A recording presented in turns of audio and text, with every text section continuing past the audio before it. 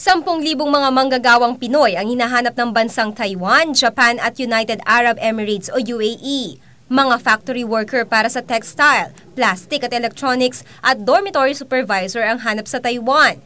Nurse at caregiver naman ang nais bigyan trabaho ng bansang Japan at mga paramedics naman ang kailangan ng UAE. Maaari daw mag-apply at makaalis sa mga mamamayang nais magtrabaho sa mga naturang bansa na hindi kinakailangang magbayad ng placement fee.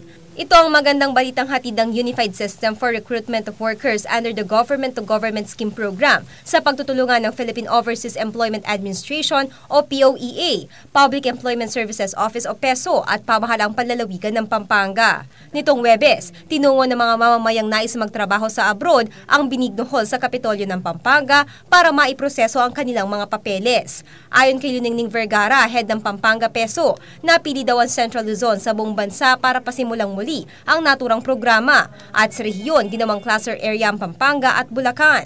This is an initiative of the government para talaga matulungan yung mga kababayan natin gusto mag-abroad na walang pera talaga.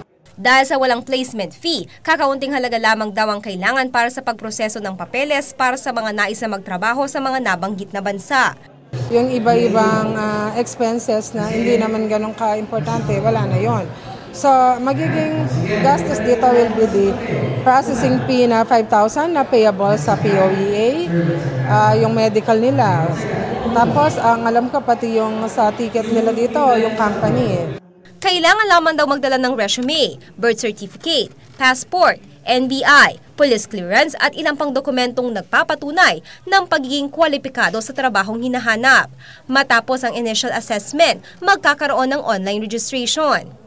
After that, they'll be waiting for the notification kung paano na yon, yung proseso para makaalis na sila. Kapag na-assess na sila, online na sila, okay na sila.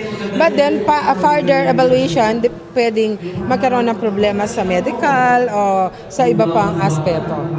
Pero at least naka-base na sila. Yung first step, nakuha na nila once na online registration. Samantala, meron na ring inilagay na photo center at Xerox machine sa naturang lugar para makatulong sa mga nag-a-apply.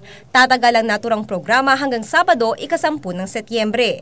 Kasama si cameraman William Crawford Palo, ako si Aislinn David nag-uulat para sa CLTV 36, Balitaan.